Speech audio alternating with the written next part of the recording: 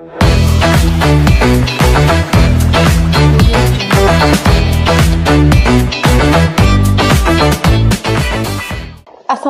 warahmatullahi wabarakatuh. Hai, jumpa lagi dengan saya tentunya hanya di satu-satunya channel yang bisa mengubah tragedi menjadi komedi. Apalagi kalau bukan Ma Angus. Angus. Hari ini saya, Ma Angus, ingin membacakan sebuah surat. Surat yang ditujukan untuk saya, untuk Ma Angus. Surat yang ditulis dengan kejujuran, dengan luka, dengan keberanian yang tidak semua mahasiswa berani menyuarakan. Surat ini tidak ditulis dengan marah, tapi dengan lelah. Tidak dengan benci, tapi dengan hati. Mungkin sebagian dari isinya akan terasa menampar.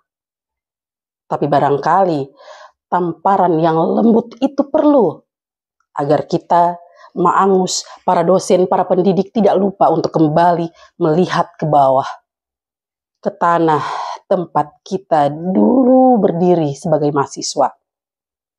Maka hari ini Ma Angus akan membacakan surat ini bukan karena Ma Angus tersinggung, tapi karena tersentuh.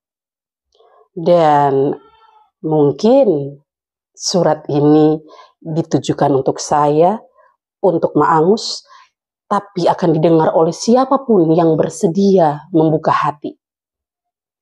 Inilah surat dari seorang mahasiswa. Mari kita dengarkan sama-sama. Surat terbuka untuk Ma Angus, dosen yang sibuk untuk mendengar. Jika Ma Angus tersinggung, mungkin ini surat untuknya. Yang terhormat Ma Angus, dosen kami yang sangat kami cintai. Kami menulis ini bukan karena benci, tapi karena pedih. Bukan karena kami ingin melawan, tapi karena kami ingin dimengerti. Mak, kami tahu Ma Angus sibuk. Banyak mahasiswa, banyak tanggung jawab, banyak tekanan. Tapi tahukah Mak, kami pun hidup dalam tekanan yang diam, sunyi, dan tak pernah dilihat. Kami bukan anak-anak orang kaya. Kami bukan mahasiswa ber-AC yang bisa rebahan sambil Zoom. Kami anak dari orang tua yang menabung bertahun-tahun hanya agar bisa membayar satu semester.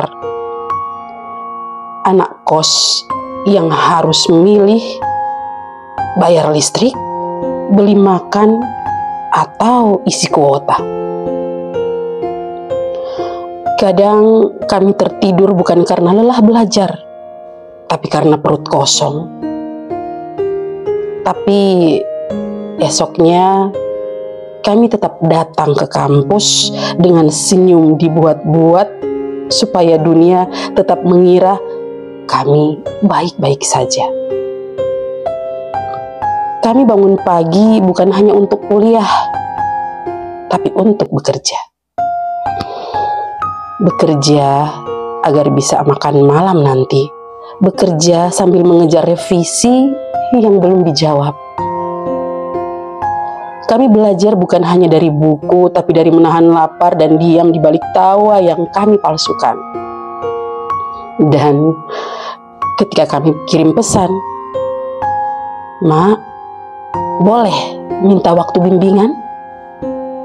Balasannya adalah nanti, besok, atau tidak pernah dibalas sama sekali.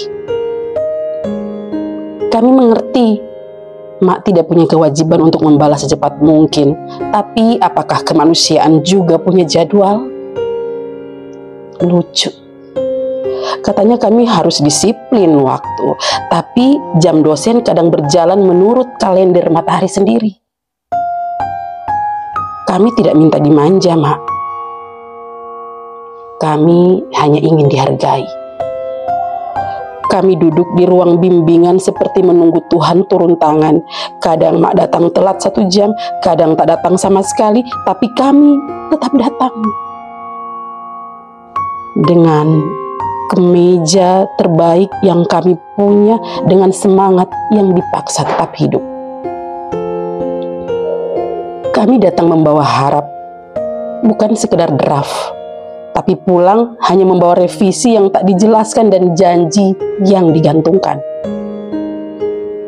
Kami tahu skripsi kami belum rapih, tapi bukan karena kami tak mampu, melainkan karena kami belajar dari nol. Kami mencari teori pakai wifi gratisan, kami mengetik di laptop yang sering hang, kami revisi sambil menjaga toko, sambil menjaga adik, sambil menahan lapar.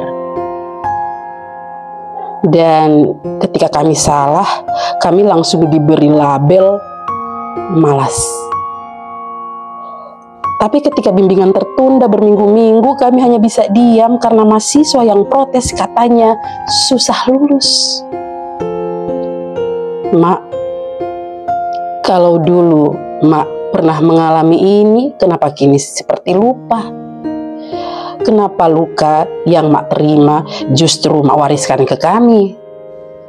Apakah semua dosen memang harus menjadi bayangan dari luka masa lalunya?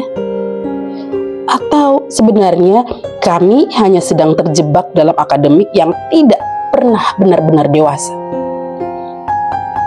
Kami sering merasa ruang bimbingan bukan tempat belajar, tapi tempat bertahan.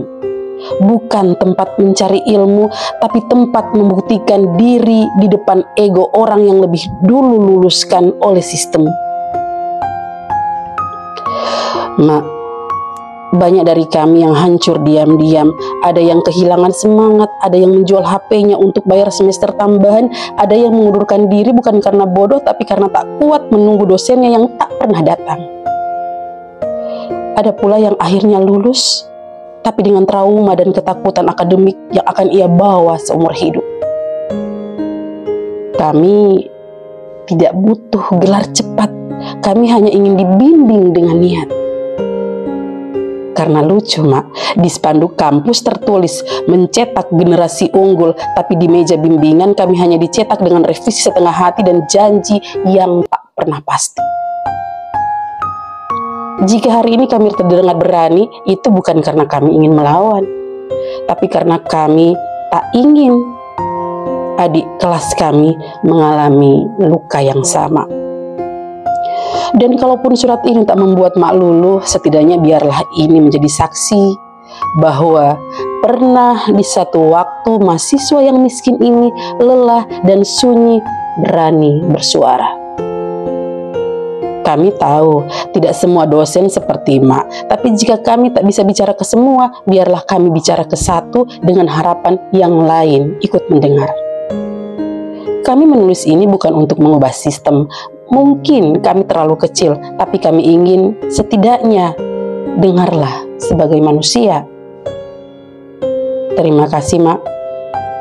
Kalau mak mau mendengarkan, kami hormat bukan karena takut, tapi karena kami masih punya adab.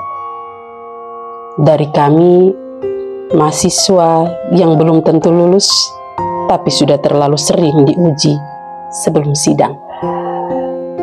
Surat ini menusuk pelan tapi dalam. Mungkin ini untuk saya, untuk Mak Angus. Tapi jujur, saya tahu, Mak Angus tahu, Mak Angus bukan satu-satunya. Maka izinkan Mak Angus berkata, wahai para dosen di luar sana, jangan terlalu bangga berdiri di podium bila lupa berdiri di hati mahasiswa. Jangan jadi lilin yang menerangi ilmu, tapi membakar semangat orang lain dalam diam. Karena ilmu tanpa nurani hanyalah tumpukan teori yang tak akan pernah dikenang. Dan bimbingan tanpa empati hanya akan melahirkan gelar-gelar yang dingin tanpa rasa syukur apalagi hormat. Saatnya kita berhenti mewariskan luka, karena ilmu seharusnya menyembuhkan, bukan meninggalkan bekas luka yang takkan pernah lulus. Salam Maangus.